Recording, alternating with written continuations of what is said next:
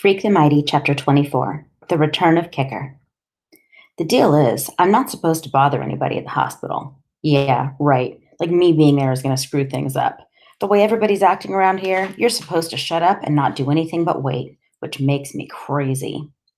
So early the next morning, when Grim's still snoring loud enough to rattle the window panes, I get up and sneak out of the house.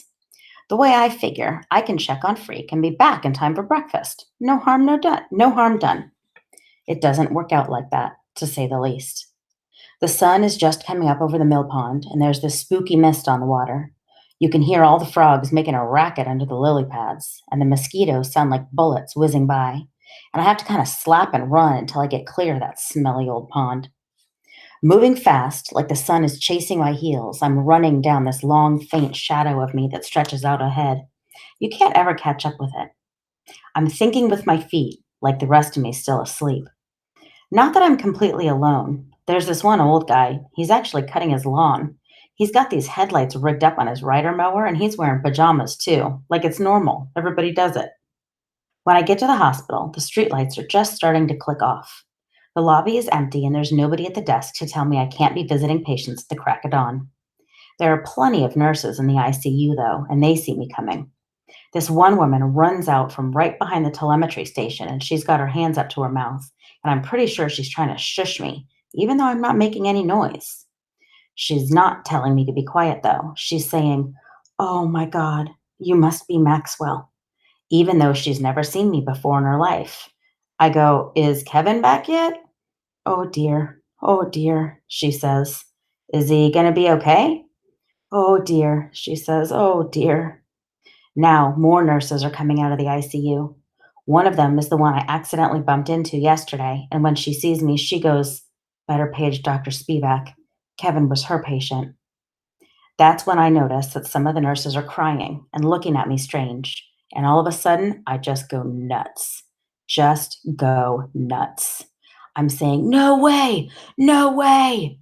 And this nurse is trying to throw a hug on me, and I push her away.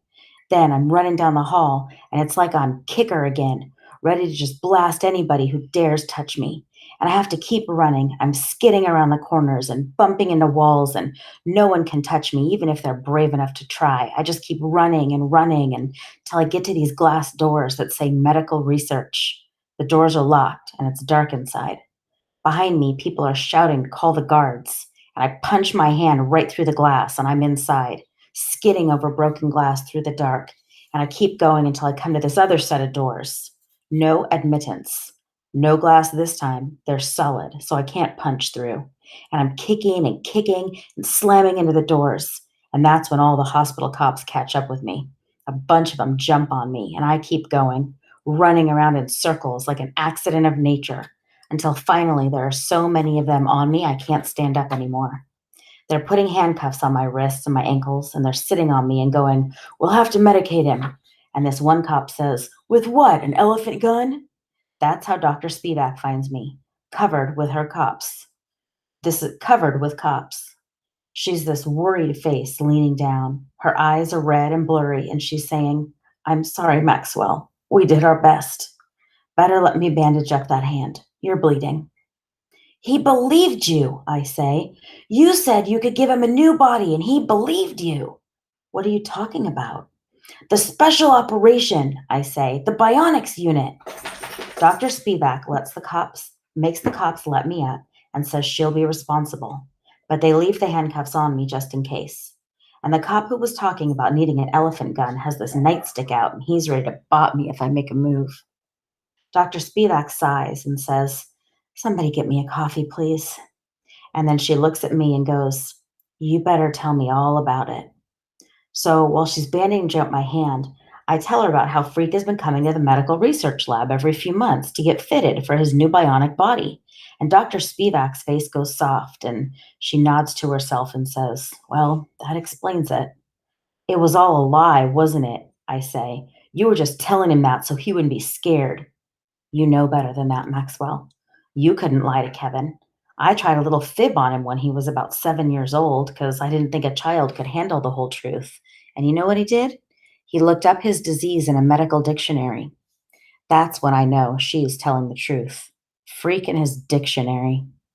Kevin knew from a very young age that he wasn't going to have a very long life, she says. He knew it was just a matter of time. So he was lying about getting a robot body? Dr. Spivak is shaking her head. I don't think it was a lie, Maxwell. Do you? I think he needed something to hope for, and so he invented this rather remarkable fantasy you describe. Everybody needs something to hope for. Don't call it a lie. Kevin wasn't a liar. No, I say. But what happened to him really? I could tell you all the medical terminology, she says, but what finally happened is his heart just got too big for his body. There was talk about arresting me for busting up the hospital. The cop with the nightstick was in favor. But finally, they released me to the custody of Grimm. On the way home, he goes, Do you want to talk about it? Just leave me alone, I say. You got it, he says.